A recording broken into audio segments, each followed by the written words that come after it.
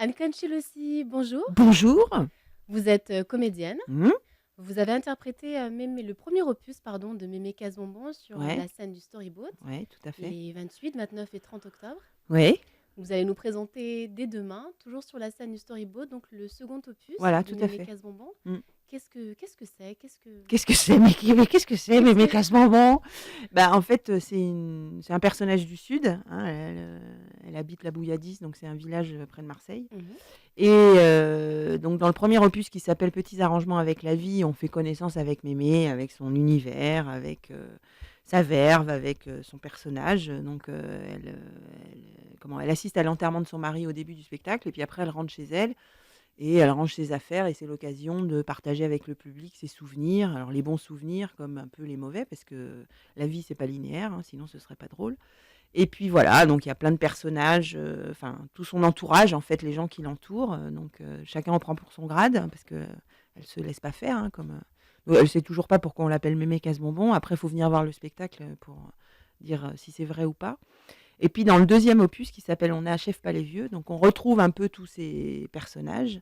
Mais on peut voir celui-là sans avoir vu le premier, hein. Je tiens à le préciser pour les gens qui écoutent. Il n'y a pas de souci, hein. Et donc on la retrouve et là, elle est placée dans une maison de retraite sans qu'on lui dise, à son insu, de son plein gré. Et voilà, bah, c'est l'occasion d'aborder ce sujet-là qui est, je trouve, un sujet de société et un peu tabou aussi dans notre, chez nous, quoi. Et voilà, mais on retrouve la verve de Mémé. C'est pas du tout un personnage mortifère, hein. C'est un personnage qui est très positif, qui est plein de vie, qui est oui, très vivant. Vous vous êtes Et inspiré du personnage de votre grand-mère pour oui, oui, oui. écrire ce Oui, personnage? oui. Enfin, en fait, au départ, oui, le personnage est né parce que j'ai vécu avec ma grand-mère jusqu'à l'âge de 11 ans. Alors j'ai pas été abandonnée par mes parents, hein, je tiens à le préciser, pour les auditeurs. Et c'est vrai que quand elle est décédée, j'ai eu envie de lui rendre hommage et c'est vrai que j'ai une tendresse particulière pour les personnes âgées. Donc ce personnage est né à ce moment-là, donc il y a longtemps et et puis voilà, parce que je trouve que les personnes âgées, quand on les rencontre, on les voit telles qu'elles sont, c'est-à-dire, avec leurs cheveux blancs, leur permanente violette ou bleu, enfin leur arthrose, leur canne, leur dentier et tout ce qui va avec. Et on a tendance à oublier qu'ils ont eu le même âge que nous, qu'ils ont eu une vie sexuelle. S'ils n'en avaient pas eu, on ne serait pas là. Qu'ils ont vécu des choses très particulières. Et particulièrement cette génération-là, qui a quand même vécu la guerre. Donc ils ont été amenés à faire des choix très particuliers.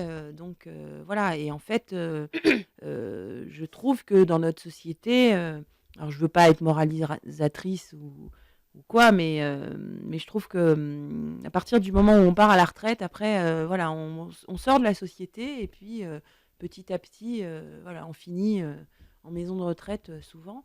Et dans le deuxième, je voulais aborder ça parce que je trouve que c'est alors j'ai pas la réponse, je me prétends pas, enfin, je dis pas c'est bien ou c'est mal, c'est juste une constatation et voilà, c'est dans notre culture, il y a un moment donné où, voilà, on nous met, d'abord ça touche tout le monde, on va peut-être y arriver aussi nous, enfin je veux dire, donc c'est juste si ça peut humainement, si, on peut sortir du spectacle en se posant certaines questions sur ce sujet-là, bah, voilà. Après encore une fois, hein, j'ai pas la réponse et je Mhm. porte pas de jugement du tout Mhm. sur, les personnes qui sont obligées de faire ça parce que je pense que c'est un déchirement et que c'est terrible pour la famille, mais pour la personne aussi. C'est-à-dire qu'il y a une espèce de perte d'identité aussi. C'est-à-dire que même s'il y a des progrès qui sont faits, mais on a tendance à vous appeler mémé ou mamie, on n'a plus de nom, enfin voilà.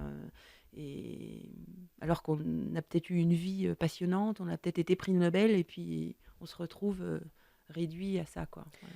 À travers ce personnage, quels sont les messages que justement vous aimeriez faire passer sur...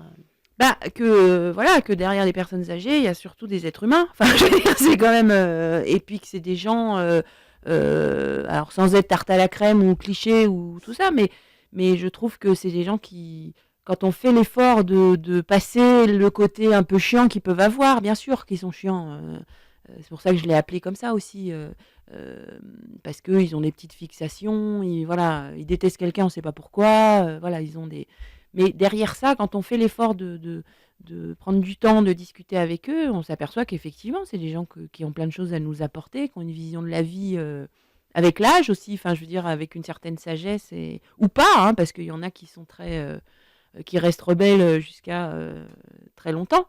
Mais justement, je trouve que c'est très enrichissant et ça peut nous aider à voir la vie autrement, à prendre le temps, à profiter du temps présent et à être moins dans la course parce que on est aussi dans et c'est ça aussi que je voulais montrer, c'est que on est dans une société où tout va très vite.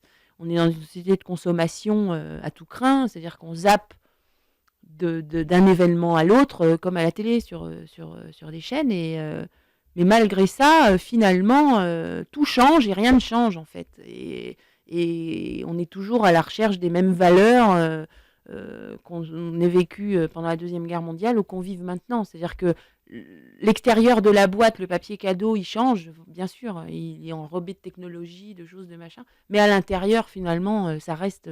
Les valeurs sont les mêmes. C'est-à-dire que on cherche, je pense, à aimer, à être aimé. Et puis voilà, sorti de là, il n'y a pas grand-chose en fait. Très bien. Enfin, ça n'engage que moi, hein, mais j'en suis intimement persuadée.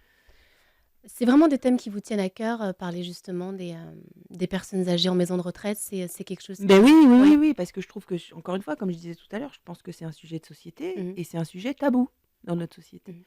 Et il n'y a pas, enfin, je veux dire, il ne faut pas.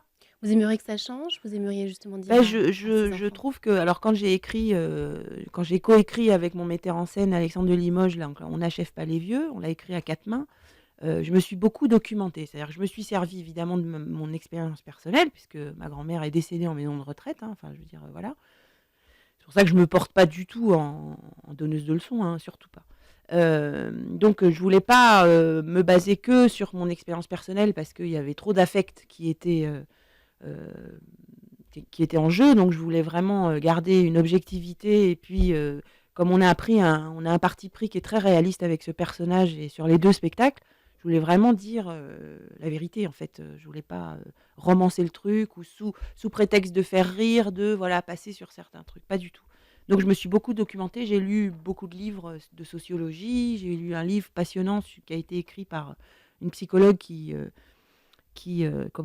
exerce en maison de retraite. Et donc des trucs très sérieux en fait, et pas drôles du tout. Je peux vous dire que quand j'arrivais en séance d'écriture avec Alexandre, souvent j'arrivais, je lui disais j'ai lu ça, et ça se finissait, je pleurais parce que c'est terrible, ça touche beaucoup quoi. Et en fait, après moi j'ai pas la prétention de faire changer les choses, je pense que ça commence un petit peu, mais je trouve que encore une fois, ce qui est important, c'est l'humain en fait, c'est l'être humain. Et on a, parce qu'il n'y a pas beaucoup de personnel, parce que voilà, on a tous nos vies, on vit à 100 à l'heure, on a notre famille, etc. Bon, bah voilà, les personnes âgées, elles encombrent aussi, à un moment donné, dans notre vie. Et du coup, on oublie la personne, c'est ça. Je trouve que ce qui est important, c'est ce que je voulais en fait à travers ces 2 spectacles, pardon, et à travers ce personnage, c'est remettre la personne au centre en fait, et de se dire c'est pas parce qu'elle est vieille, qu'elle est chiante, qu'elle est tout ce que... Mais derrière, il y a une dame qui a vécu des trucs passionnants, qui a eu une vie, et on comprend pourquoi elle est comme ça aussi, pourquoi elle est un peu acariâtre, pourquoi elle râle tout le temps, et pourquoi elle est aussi très touchante. Parce que... Et c'est ça, c'est juste remettre l'humain au centre en fait. Parce que je trouve que dans notre société, l'humain, il n'est plus tellement là, en fait. Voilà. Est-ce que vous avez des projets, justement, pour faire un 3e opus de ce personnage ? Oui, parce qu'on me le demande. C'est-à-dire que, contre toute attente, enfin, pas contre toute attente, mais c'est vrai que depuis que je tourne, c'est-à-dire depuis 6 ans maintenant, en fait, les gens sont très attachés à m'aimer. C'est rigolo. Et elle me dépasse, d'ailleurs. Elle a sa propre vie, hein, je veux dire... Et donc c'est drôle parce qu'à Avignon, par exemple, là j'ai fait mon 5e festival cette année. Et donc On n'achève pas les vieux, là, celui que je vais jouer ce week-end au Storyboat, je l'ai créé l'année dernière, Avignon 2015. Et donc je jouais les 2 spectacles en alternance. Et les gens à la billetterie me disaient c'est drôle parce que le public sort et réserve tout de suite pour le lendemain. Et là, les gens, donc, ils viennent voir comme un épisode de son feuilleton, là, de Amour, gloire et beauté. Ils sont comme ça. Et là, c'est vrai que ce qui les gens veulent, quand une fois qu'ils ont vu les 2, ils me de enfin cette année, c'était, bon alors l'année prochaine donc il y a le 3. Et vous vous y Bah, attendiez justement à ce succès non, ou, non, non, pas du tout. ça vous a vraiment Non, vous a dépassé? j'étais sûre que enfin j'étais sûre, on n'est jamais sûr de rien, Mmh. mais je savais quand même au plus profond de moi que c'était un personnage qui pouvait toucher les gens. Mais Mmh c'est mh. vrai que je m'attendais pas à ce que ça prenne ces proportions-là. Bon après je suis pas non plus, hein, je passe pas à la télé et cetera, Très bien. mais en tout cas, j'ai la chance de beaucoup tourner et c'est vrai qu'à chaque fois, les gens sont au rendez-vous, alors que je suis pas médiatisée, enfin à part, là, je suis Mmh mh. très fière, Mmh. et voilà, les gens sont touchés et je pense que c'est justement parce que il y a de l'humanité dans le spectacle. Très bien, Anne Kenchelosi, donc on vous retrouve demain sur la scène du Storyboat, Ouais, à heu Conflans-Sainte-Honorine. et ce jus voilà, à Conflans-Sainte-Honorine et ce jusqu'au 13 novembre.